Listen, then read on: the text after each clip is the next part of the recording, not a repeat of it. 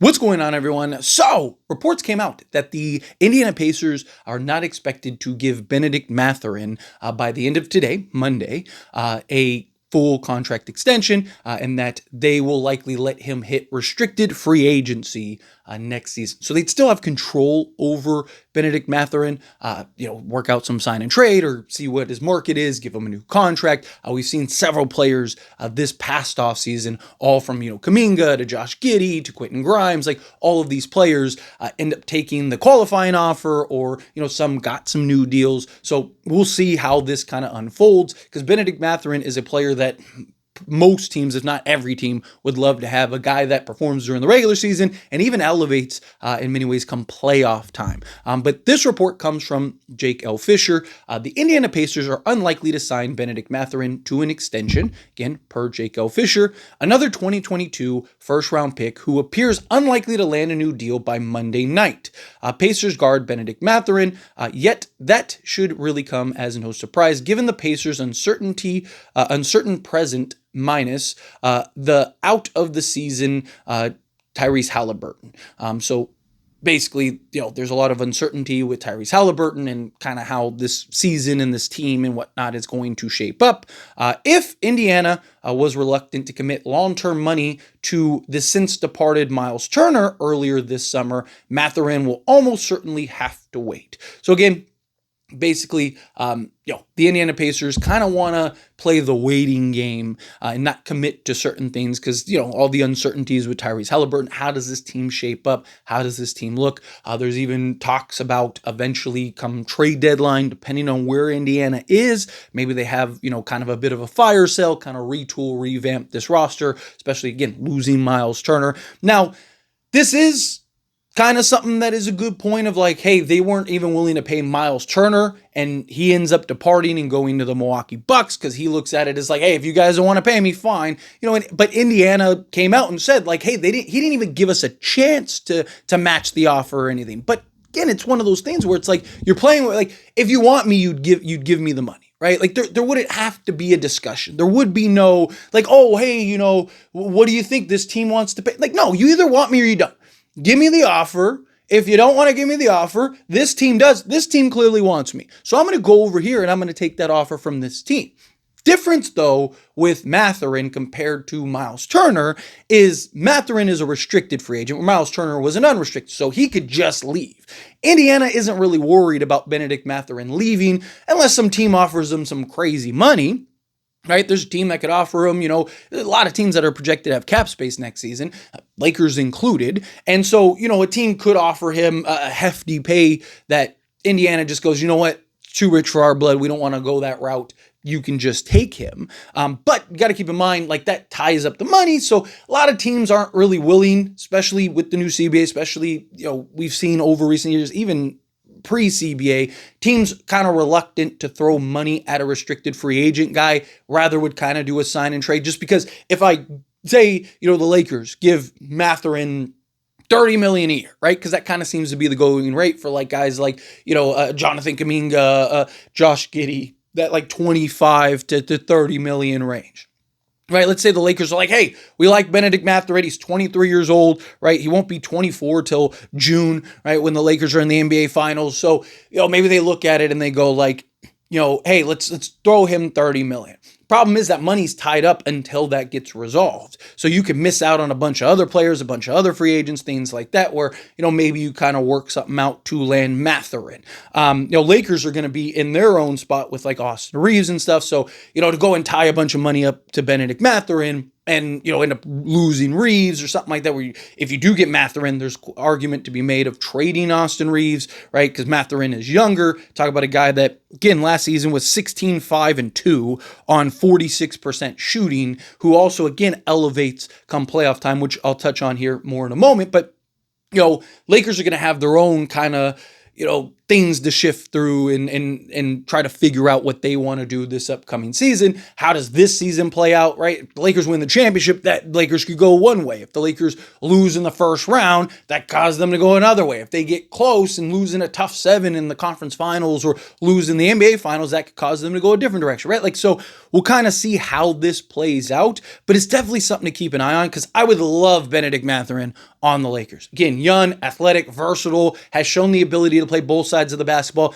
Needs to kind of commit a little bit more on the defensive side. At times, he kind of take possessions off and stuff, but he is a guy that has shown the ability when he wants to, can lock down and defend. Give some good athleticism. Talk about a guy, 6'5", 6'6", who, I think could slot in beautifully next to Luka Doncic long term, right? And we've seen, right? So, like, one of the big arguments, right, like with Austin Reeves and keeping Austin Reeves, is we have seen Luka Doncic have success in previous stints with a self-creating and can create for himself but also create for others type of guard. Right? You think of Jalen Brunson, you think of Kyrie Irving, right? Austin Reeves is a guy that can create for himself, but also create for others. So, you send Luka to the bench, Austin Reeves can kind of take over, make the plays, do things like that, right? Same thing with Kyrie, Brunson. Right? Well, if Bennedict Mathurin is a guy who, if he can kind of develop a little more of a playmaking game, definitely a guy that can self-create, right? But as far as like him making plays, he can get tunnel vision at times. But again, he's 23 years old. His role is or has been on Indiana the bucket getter, right? He's the guy that usually comes off the bench, kind of sixth man out there giving buckets. Yeah, he'll start some games and stuff like that, but he's there to be that offensive engine, especially with Tyrese Halliburton having the ball in his hands. But that's good because Bennedict Mathurin is comfortable playing on ball, he's comfortable playing off ball, so he could be a guy that you could bring in and have him be that kind of self-creator, slot alongside Luka Doncic, or, be a guy that you can even slot, especially if he can buy in on the defensive side, like, and fully commit to both sides of the basketball. I mean, in theory, you could have Luka, Austin Reeves, and Bennedict Mathurin. Don't really know how I feel about that, but you're seeing, like, with Gabe Vincent and Austin Reeves, and we're going to get to see it against the Golden State Warriors, right? Like, Luka's size gives you benefits in lineups that you don't usually get because Luka, being 6'7", 6'8", can slot in at either wing spot and defend, one of the wings. So you could have, like, on defense, like Austin Reeves and Bennedict Mathurin with Luka, let's say, just argument, say Rui Hachimura, and then a DeAndre Ayton, right? Let's say next season, right? So you could do something like that. And then on offense, you could have, Bennedict Mathurin or Austin Reeves at the 2 or 3. It doesn't really matter at that point because they're just kind of shifting, right? And you're running all your actions and all your sets, stuff like that. So there is the argument to be made of, like, you could get Bennedict Mathurin regardless, maybe kind of see how it looks like, give Reeves, his 30 plus million. Hopefully it's reasonable. Hopefully they're not paying him like 40 plus million. But say you retain Austin Reeves, you're able to work out a sign and trade for Bennedict Mathurin. Now you got those three. You can kind of figure things out from there and see, maybe if that right trade comes along, a Herb Jones or something like that. Maybe now you're more incentivized to go trade Austin Reeves. Or if Austin Reeves kind of slacks this season, right? I'm not really worried about him during the regular season, but it's come playoff time. Last few playoff stints, he's not been very good. So if we end up having another season where, Reeves is great during the regular season, but he's struggling come playoff time, that could give the Lakers incentives to maybe sign and trade. Hey, let's sign and trade Austin Reeves, then go and get a Bennedict Mathurin. Maybe it's even like a 3-team type of thing. And, whatever, assets you get in the Austin Reeves trade, maybe you're getting a player plus, an asset or two that you're sending to Indiana for Bennedict Mathurin. You're having Bennedict Mathurin kind of replace Austin Reeves, but also maybe get another guy. Maybe it is an Andrew Wiggins swap and you're doing some crazy 3-team trade and Lakers now have Luka, Mathurin, whatever, Andrew Wiggins, if LeBron James sticks around. If not, then maybe it's Rui and then a DeAndre Ayton. Now you got that self-creator, you got that 3-and-D wing, right? Like, ideally, you'd go kind of the younger route, and could you get like a Herb Jones or something like that, like I mentioned?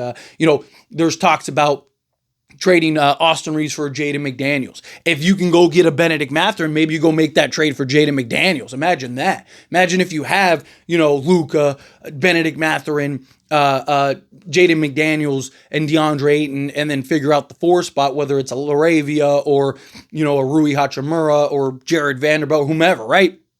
Figure it out. At that point, you got, a great front end kind of 4 guys, and you got a guy like Jaden McDaniels coming into his own. Obviously, those are just potential possibilities. Bennedict Mathurin, will see if Indiana's even willing to sign and trade. They might look at it and they might just pay him, right? They might just go like, hey, let's give him the money. He might just go, hey, I'll just take the qualifying offer so I can be an unrestricted free agent, which could cause, it could make it easier to trade for him, but it could also cause him to just leave them in free agency. Does he want to be a Laker? Because if he's like, hey, I want to be traded, I want to go to Lakers. You don't want to pay me? Fine. Send me to Lakers, right? Again, something else that could kind of, help and benefit the Lakers in potentially acquiring Bennedict Mathurin. But going over his stats real quick, 72 games played, 49 games started, just under 30 minutes per game, 29.8, 11.8 field goal attempts, so just under 12 field goal attempts, shot 46% from the field. He did shoot last year 34% from three-point range on 4 attempts, which isn't great, but the previous year shot 37.5% on 4 attempts, so he's a career 4 attempt guy basically every year. So can he get back there, especially playing alongside Luka Doncic, potentially LeBron James or an Austin Reeves or something like that? 2-point range, he shot 52% on just under 8 attempts, 7.8, EFG of 51.6%. Free throw shooting, 83.1% on just under 5 attempts. He's a career 4.8 guy at 83%.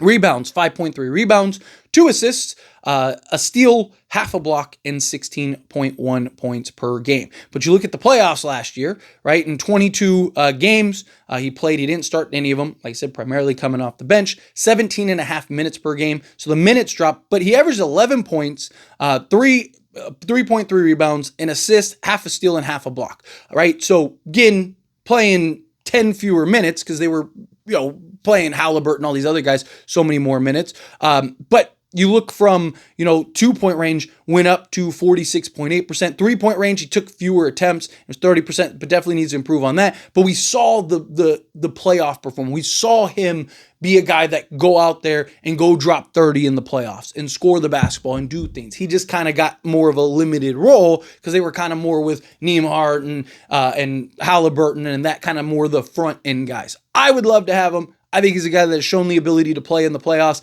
Does he need some work, right? Particularly his 3-point shooting? Absolutely, but he's 23 years old, right? Like, there's plenty of room for growth, upside, and potential, and you've seen his ability to play both sides of the basketball. He's got the athleticism, got the things that you want. But let me know your thoughts and opinions down in the comments. That being said, if you haven't liked this video, hit that like button. Helps me a lot. It's me enjoy these types of videos, and I truly appreciate it. Not subscribe channel, hit that subscribe button, turn on the bell notifications. Appreciate y'all. See you in the next one.